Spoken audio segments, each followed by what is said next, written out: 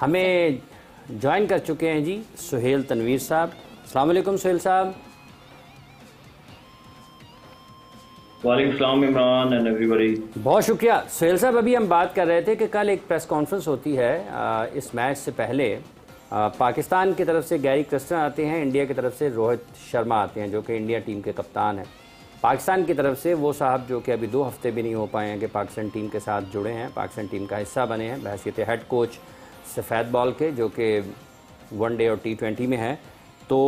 आपको लगता है कि कप्तान का ना आना ये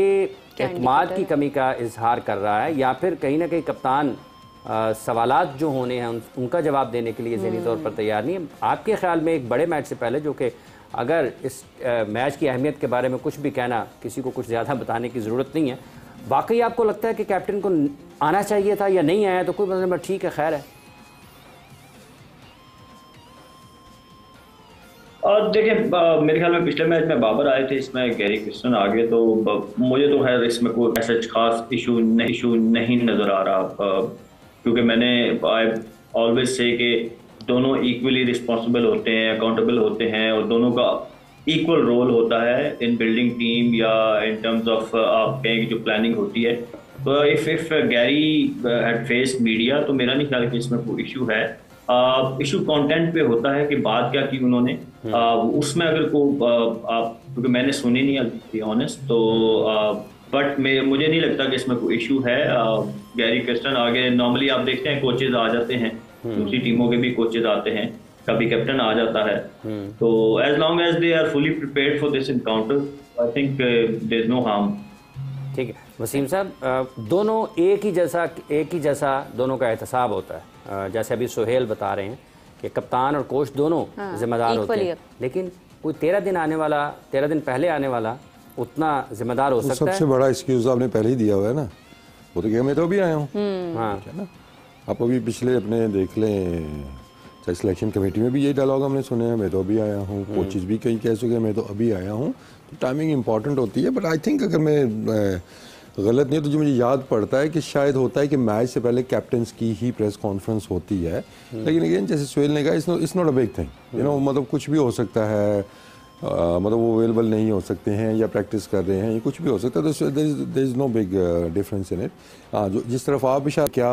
वो फैक्टर है, अगर वो चीज़ है तो फिर थोड़ा सा है सोचने की बात कि यार इतने बड़े मैच से पहले आपको फ्रंट से लीड करके खुद आना चाहिए, जो भी है। मतलब देखिए आप रोहित शर्मा की जो प्रेस कॉन्फ्रेंस थी,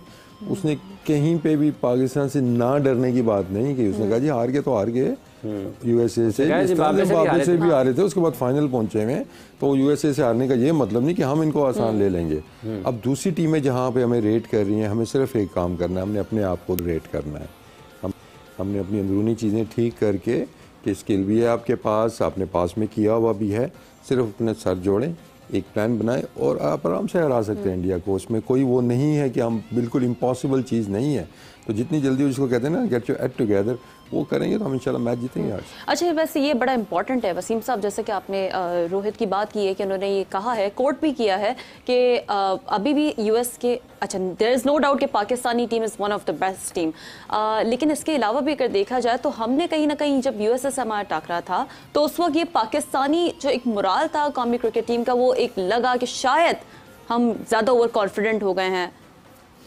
नहीं, कॉन्फिडेंट, शायद ओवर कॉन्फिडेंट होते तो शायद हम जीत जाते हैं। अच्छा, हाँ, हम कॉन्फिडेंट लगे ही नहीं है जिसकी वजह से हम हारे हैं।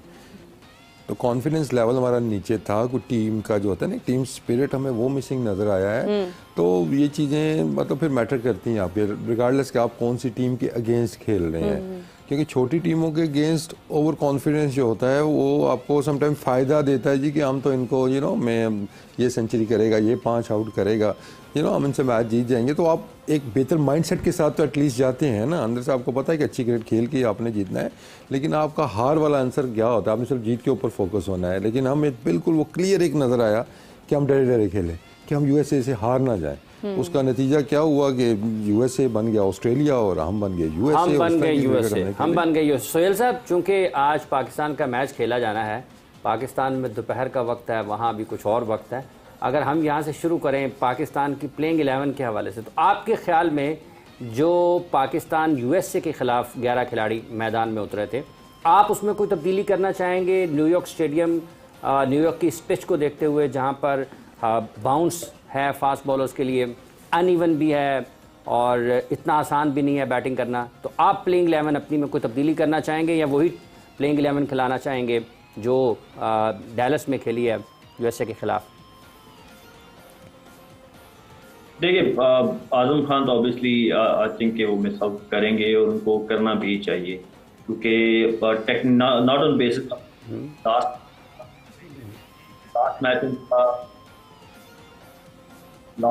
मैच उनका इतना अच्छा नहीं गया, बट ऑन टेक्निकल बेसिस भी, क्योंकि ये पिच थोड़ा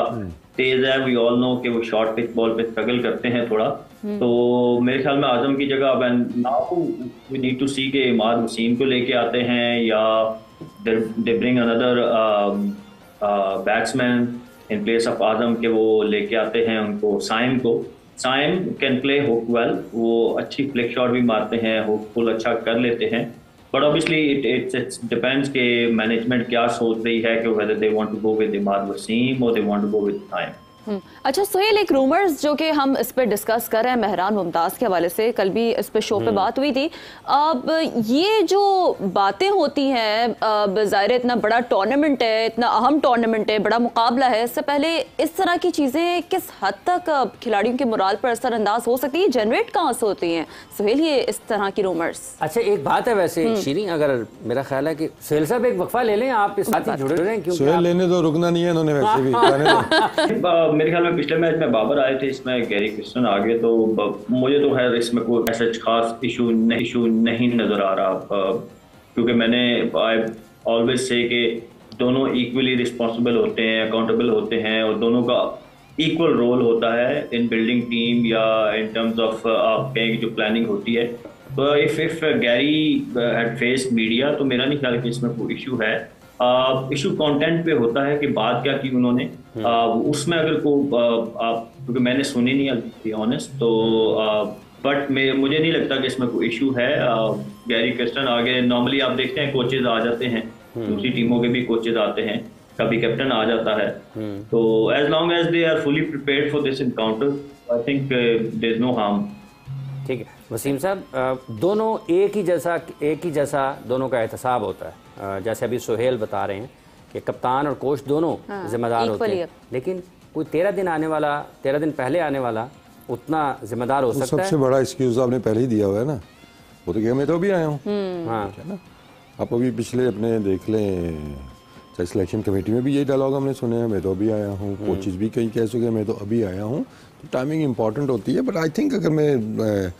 गलत नहीं है तो जो मुझे याद पड़ता है कि शायद होता है कि मैच से पहले कैप्टन्स की ही प्रेस कॉन्फ्रेंस होती है।